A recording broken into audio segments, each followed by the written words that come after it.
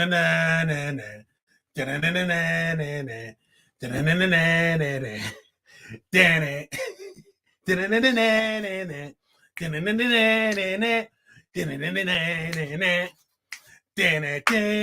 we go.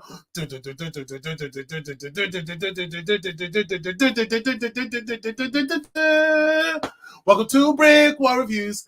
I'm Dave. Right now, I'm going to talk about X-Men 97. That seems what's going on, everybody? I feel like at one point I was sitting here like wiping my nose because things started on time. But anyway, it doesn't matter. Anyway, what's going on?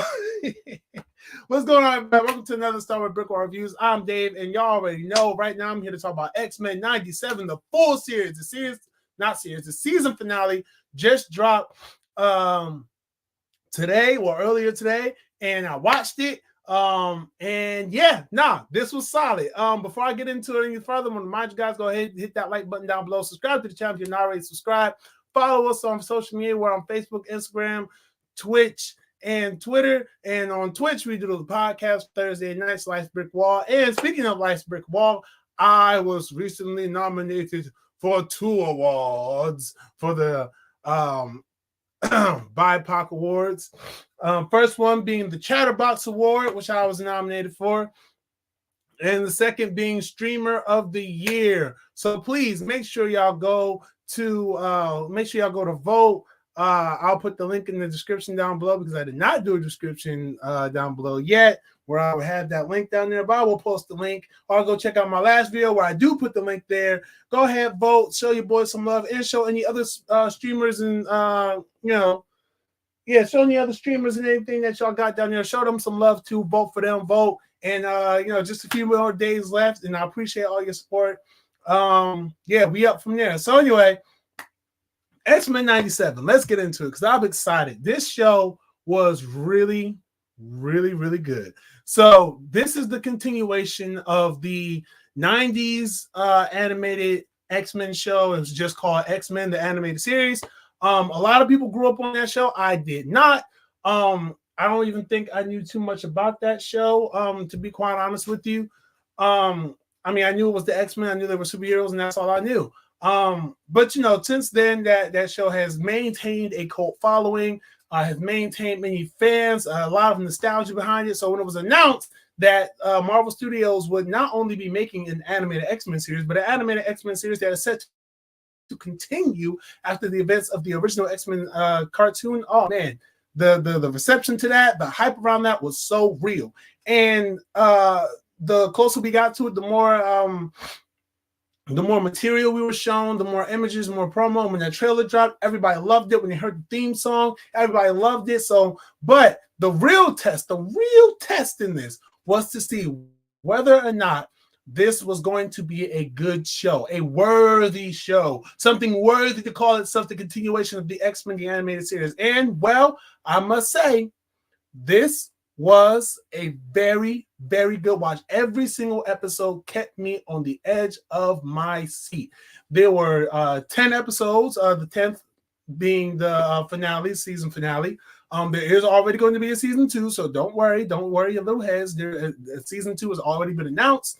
Got to give a big shout out to Bo DeMaio, who was the showrunner and head writer for this series. I think he was fired from the show for reasons unbeknownst to a lot of us in the public. We don't know the real reason, but I hope whoever picks up, show running and writing duties for the next season, I really hope they can live up to what this first season did for not just being a continuation of the X-Men the animated series, timeline continuity, but also for being such a high standard of the MCU shows, period. Because Marvel shows on Disney Plus, they have always been hit or miss, or they'll be really, really good in the beginning, and then like somewhere around the end, it's just like, oh, that was some bullshit. A lot of them don't really stick the landing the right way. So I genuinely hope that look at this. I'm always fixing myself on camera. But I genuinely hope that when the second season comes around, it can live up to how great this first season was, because it was really, really good. This kind of picks up not like picks up directly after events, but I guess sometime after the event of the finale of the original X-Men series. Charles is presumed dead. Cyclops is kind of under the X-Men. They're still taking down Sentinels that are still popping up because, why are Sentinels still popping up? Why are they still around, right? So they're handling that. They meet a new part of the X-Men team, Sunspot. And he's bought in, kind of like in the way that Jubilee was bought in. Yes, I did watch like 1 or 2 episodes of the original just to kind of get my head on straight. But yeah, so you kind of see where the mutants are at this point, how the world still is divided on them, whether or not they want to accept them or they just want them to, be gone because they're such a big threat and all this other stuff. So yeah, it's very interesting. And of course, as it's shown in the trailers, Magneto ends up, pretty much taking over the X-Men as, at request of Charles and his will when he died. The X-Men and all the X-Men assets and merchandise were left to Magneto, and so Magneto was like in charge of X-Men, and you get so like the story that comes out of that is just so amazing. It's just and it's fun. So it's really interesting, right? Because I don't want to do anything to spoil the series for you guys, just in case you're someone that wasn't sure if they wanted to watch it, wasn't sure if it would be good, wasn't sure if it'd be worth their time. I don't want to really spoil or dive in any plot elements. I want you to discover that for yourselves. But what I will say is that the show really does progress in how mature it gets. Like it grows, right? Because at first, the first episode is kind of campy, a little toned down, it's exciting, it's actiony, but it's like, it's not too like heavy on a lot of different themes and stuff like that. It's just like, it's like, oh, okay, you watch this with the kids, you watch it with the family, don't you remember Saturday morning cartoons when everything be so exciting? So it's like that at first, but then like somewhere around like that, I want to say it was episode 4 or 5 when they're in Genosha.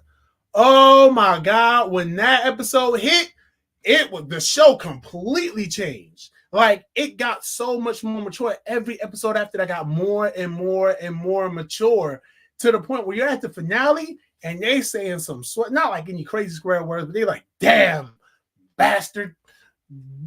Stuff like that is no way in hell. Like they're saying stuff like that. And they're touching on heavier subjects,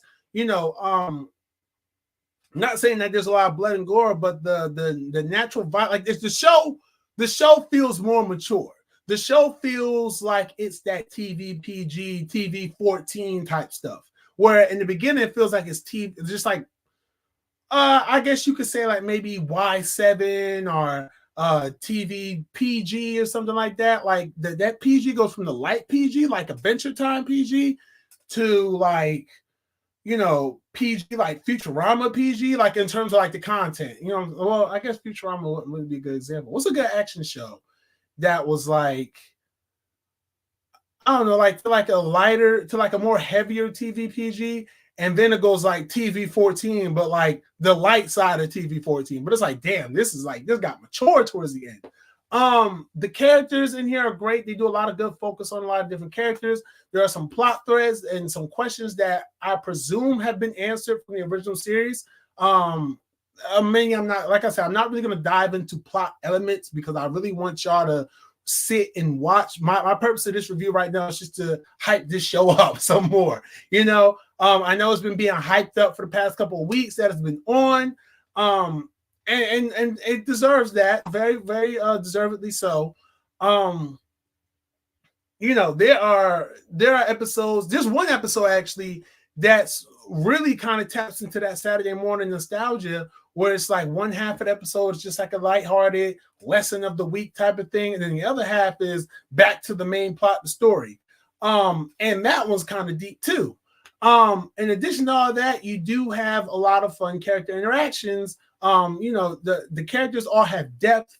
They all have meaning. You can relate to them. You can relate to their struggles. You can see a lot of the allegories between mutant, being a mutant and coming out as a mutant to, maybe, the LGBT movements, or, even just the social imbalances of, oh, you're a mutant, you can't do this, or the people won't accept you, or even with the I would even attribute it to some racial issues too, because you have things where there are moments in the show where you end up kind of siding with Magneto, because for those of you who believe or like to run with that theory that has been debunked several times, that Magneto and Charles Xavier are the representations of Malcolm X and Dr. King, I mean, you kind of can get your comeuppance in a way, because they do show like, okay, if we follow this peaceful path, such as a peaceful leader, then yeah, we're gonna be stomped on and we're gonna lose a lot, but eventually we will win. Where versus you get someone who's more radicalized and is like, no, we have to stand up for our own people, and if we got to rise and revolt against them, we will rise and revolt against them, because we can't keep losing people like this. And it does pose a question, and it does pose, even with the X-Men themselves, like there are times where certain bad guys get killed, or certain X-Men go to kill a bad guy or discuss killing a bad guy, and there's not a lot of pushback, especially when it comes down to Magneto exacting or pretty much just saying, you know what, bump this, I'm gonna do what I said I was gonna do in the first place. And you can side with Magneto, because it's like, yeah, I could see Magneto's point. Like, Magneto's right. Like, we can't keep sacrificing our mutants we can't keep sacrificing our people to try to come to a reality that is constantly not going to come to us. We have to make a stand. We have to stand here to put our foot down. We gotta let them know y'all not effing with us like that no more. So it's very, like, I sat down a couple times like, damn, man, you don't got a point though. Like, Charles, you kind of wrong. And speaking of Charles Xavier, I would be remiss. I would be doing myself a disservice if I did not sit here and talk about how badly Charles Xavier pissed me off in this damn show. That old wheelchair having ass, bald headed ass bitch. I hated his ass. I hated Charles in this damn show. And when you watch, you're going to see what I mean when I say that. And it was some parts I had to laugh at Charlie. There was one part where he couldn't get into his little fancy dancy yellow wheelchair, and so he had to use a regular ass wheelchair. I said, ha ha, that's what you get. But but yeah, I mean, this show is it is one of the most not groundbreaking, but it's one of the most entertaining shows I've seen come from Marvel, come from Disney, come from the MCU, and I think ever really. Like, WandaVision was a cultural moment, but it fumbled. And some places it fumbled the finale, or some episodes were kind of fumbled. Falcon and Winter Soldier, I love that show, but some things were fumbled a little bit. This show, every single episode was a smash hit to me. I literally could not wait for the next week all the time. I was like, yo, all right, it's X-Men Wednesday. I was excited, waking up 6 o'clock in the morning, up before my kids, if I had to take them to school, sitting there watching it, just like, yeah, oh, man, oh, that's a deep one. That's a cool, oh, man, I can't believe they did that. Like, it was really, really good. It's a really good series. You got a lot of the voice actors coming back to reprise their roles, which is really, really cool. And besides that, in terms of do other Marvel characters appear in there? The answer is yes, but for brief cameos. You have Captain America shows up, Spider-Man shows up, the Iron Man, King T'Chaka shows up. You have nods and references to so many different characters. They use Morph, the character Morph, who can turn into different people. They use him to kind of utilize characters that I don't think they really had a way to fit into the story. So, like, they had Mr. Fantastic, at one point he turned into Mr. Fantastic, another point he turned into the Hulk. There were appearances by Cloak and Dagger, which really surprised me. Daredevil, and some villains that I'm not going to spoil any villains, but man, some villains show up and I was like, oh, wow. Like, they really pulled from the Marvel catalog. And it was really fun to watch this and just see it, like, just as a series, just based on the X-Men and seeing Cyclops be at the forefront of everything. And I kind of came to like Cyclops a little bit more through this. Wolverine, yeah, there's not a lot of Wolverine in here, but it doesn't need to be. We had all these live action movies with Wolverine, Hugh Jackman on the focus, so we don't need that. Jubilee, I've become a big fan of Jubilee watching this, and a pretty damn big fan of Rogue too. Like all the characters that you didn't really see in the live action movies, that didn't really get the spotlight, didn't really get the focus, I became big fans, and I think that you will become big fans of them too watching the series, because they kind of give everybody a really good role in this, and the storytelling is really good. The action is chef's kiss. And when it, like I said earlier, when it gets dark, it gets dark. You know, it gets heavy sometimes. Like, you know, not that it goes crazy like Invincible or Legend of Vox Machina or stuff like that. But you know, it kind of, like, especially with the finale, the season finale episode was like very, like, I was like, this is some mature storytelling. Like, I feel like I'm watching something that I would watch on Prime. You know what I'm saying? So it was really, really good. Like I said, I'm not going to talk about any plot details, so please spare me if y'all feel like I just sat here and just say, it's good, it's good, it's good, it's good, it's good. But you know, I like I said, this is a show that I really think that there was a spider crawling across my thing, trying to turn me into Spider-Man. Damn. Anyway, there was a it's a really good show. It's solid. I enjoyed it. Like I said, every episode to me was a hit. There were no misses. I really enjoyed every single episode of this show. It had me on the edge of my seat, and I envy all of you who decided to wait to watch it, because you get to binge it. But waiting week after week and just having to sit with some of the moments was like, wow, man, I can't wait to see what they do next week. So, and with that said, especially with the note that they leave off at the end of the season, I can't wait to see what they do next season. I'm excited for it. Now, for those of you who have a question, which is, does this tie into the MCU? Is this the X-Men is going to be in the MCU? Or are they going to, propel them to the Marvel movies? From what I'm understanding, this is his own separate continuity. So this is his own multiverse.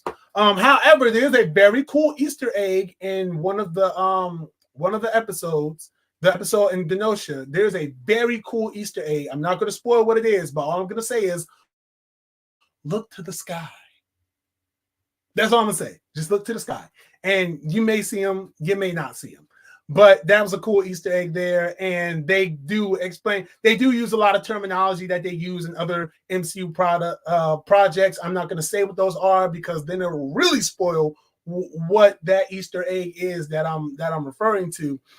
But all in all, like I said, to answer that question, though, this is not currently, this has no ties to anything going on in the MCU. This is not the X-Men team that we are likely to see in the MCU at this time.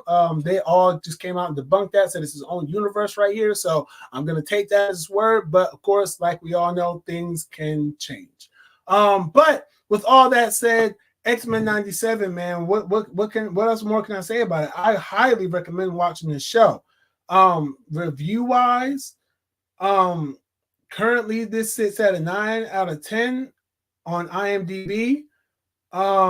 Let's see, where are we at with the Rotten Tomatoes score? Do we care? 98% on Rotten Tomatoes. Me personally, come on, it's goated. I give this to 5 out of 5 stars. It's goated. I think this is one of the greatest Marvel television products that has been released. It is definitely the top of the list. Like, this is the number one Marvel TV show released on Disney Plus. This is top tier.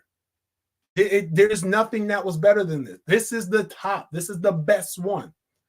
And Marvel should take lessons from this in terms of making just a good story. You know what I'm saying? Yes, they do add in all the, and X-Men has been known for that. Adding in the social allegories and all that stuff. Yes, it still has all that, but it doesn't put that at the forefront as some other projects tend to do. I don't want to be that guy. But you see where other projects put certain things at the forefront, and then the story suffers, where this one puts story first. It integrates everything into the story. The story is exciting. Everything that happens is exciting. Okay? So it's about the excitement. I don't want to watch. I didn't ever want to come to the show and say, well, how can I relate this to modern day times? It's not valid if I can't relate it to something that's happening in my current society. No, I came here to watch a bunch of X-Men fight and do cool shit. And that's exactly what I got. And that's exactly what you will get when you watch this series. So I highly recommend watching this. 5 out of 5 stars from me. X-Men 97. The full series is now streamed. The full season is now streaming on Disney Plus. Give it a watch. Give it a watch. Give it a watch. And with that, I bid you adieu. Thank you for tuning in.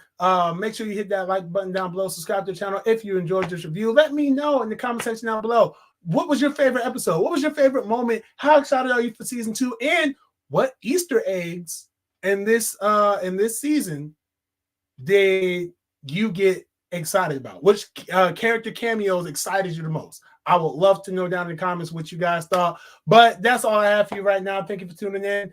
Remember, like I said, go ahead, subscribe to the channel, hit that like button down below. Follow us on social media on Facebook, Instagram, Twitter, and Twitch. And until next time, you guys be easy, stay breezy. And to me, my X-Men. I just wanted to say that. Hey, and that's another thing, real quick. There was a moment where Charles said that, and I got so hyped. And I never watched the original. Like I said, I did not watch the original series. But when he said, to me, my X-Men, I was sitting there like, oh, shit, it's about to go down. He said the line. I was hyped. But that's all I am. Unplug my laptop doing that.